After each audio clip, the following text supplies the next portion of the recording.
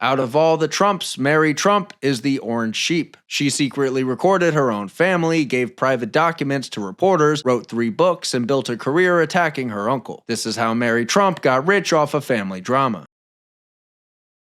Before Mary Trump became a regular face in the anti-Trump media world, she was mostly unknown. She was Donald Trump's niece. Her father was Fred Trump Jr., Donald's older brother. And this is where Mary's story always begins. In Mary's version of events, her father was the forgotten Trump. He didn't want to follow Fred Trump Sr. into the real estate business. He became an airline pilot instead. And Mary has spent years saying the family looked down on him for that. Her father later struggled with alcoholism and died in 1981 at just 42 years old. And from that point on, she carried a deep resentment toward the Trump family, a resentment that would span decades. When Fred Trump Sr. died in 1999, Mary and her brother Fred Trump III challenged the family inheritance. They claimed they had been cheated out of what they were owed, but the Trump family disagreed. After a legal fight, Mary and her brother signed a settlement in 2001. They received millions of dollars. They also signed a confidentiality agreement promising to keep private family financial information secret. And that part is important, because for years Mary stayed quiet in public. But behind the scenes, that old family grudge never really went away. And once Donald Trump became president, Mary Trump found a way to turn that private feud into something much bigger.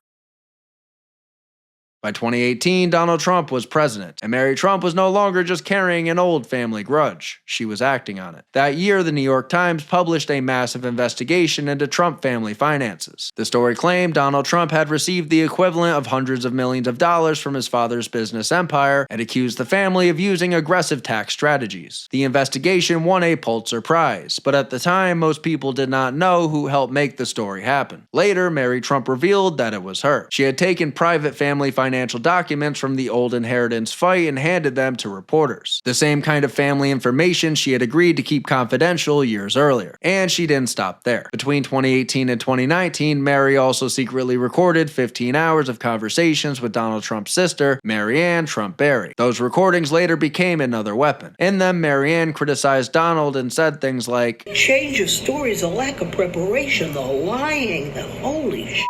All he wants to do is appeal to his base. He has no principles. None. Trump responded saying, "Every day it's something else. Who cares? I miss my brother and I'll continue to work hard for the American people." But at this point, Mary had exactly what she wanted. Documents, recordings, family drama, and by 2020, she was ready to cash it all in publicly. That's when Mary released her first book, Too Much and Never Enough: How My Family Created the World's Most Dangerous Man. Just that title tells you exactly what you need to know. This was not some quiet family memoir. This was a full-on attack on the Trump name during an election year. The Trump family tried to stop it. Donald's brother Robert sued, arguing the book violated the old confidentiality agreement. For a moment, a court even blocked it. But the publisher fought back, and the book was allowed to come out. And once it did, it exploded. Mary sold 950,000 copies on the first day, over 1.3 million in the first week. And just like that, Donald Trump's niece became one of the most valuable anti-Trump voices in liberal media. After the book came her TV tour. Mary went on Rachel Maddow and turned her family feud into a national media event. At one point during the interview, she claimed she heard Donald Trump use the N-word and anti-Semitic slurs. Have you heard the president use the N-word? Yeah. And anti-Semitic slurs specifically?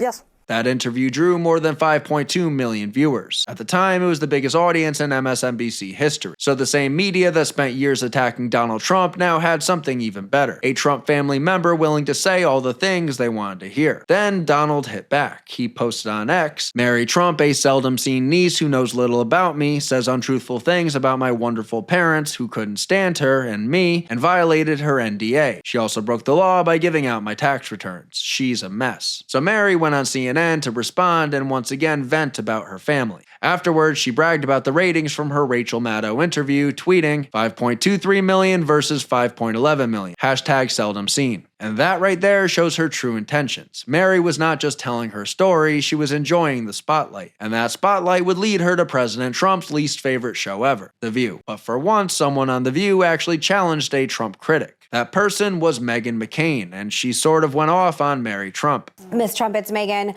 Look, I think I've made it clear to your publishers, I don't like books like this. I don't like family tell-all books, especially when it comes to families with fame and power, because they're told from the one side, and often the subjects are villainized to the point that I don't actually end up believing the stuff written. There have been books about my family which are complete and total garbage, told from a skewed perspective, and at the end of the day you get a really good paycheck out of it, but I don't think it's that legitimate. What do you say to people like me who think this is just a great way for you to get a paycheck right now?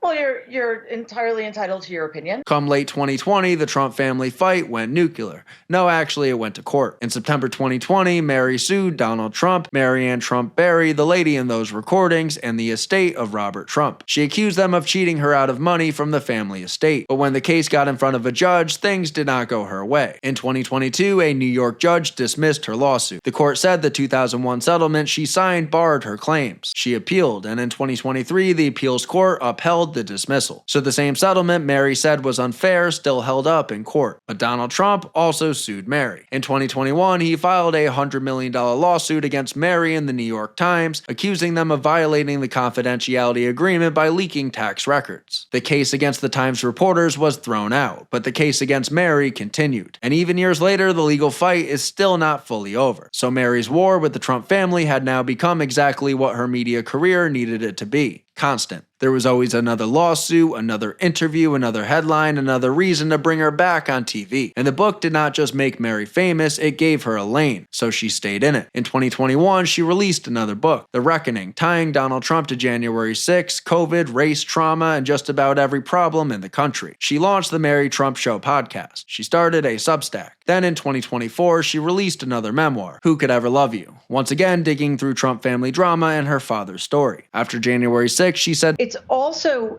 incredibly important that no matter what happens, Donald be barred from ever running for public office again. She claimed he enjoyed watching the riot unfold. On MSNBC, she told the media to stop treating Donald like he's normal. This woman was on an all-out crusade against her uncle. During the 2024 campaign, she warned that a second Trump term could be even more dangerous than the first. And when Trump won again, Mary posted that she was deeply sorry and called it the worst possible scenario. So from 2020 through Trump's second term, Mary Trump stayed exactly where the liberal media wanted her, on the outside of the Trump family, but still close enough to sell herself as the insider.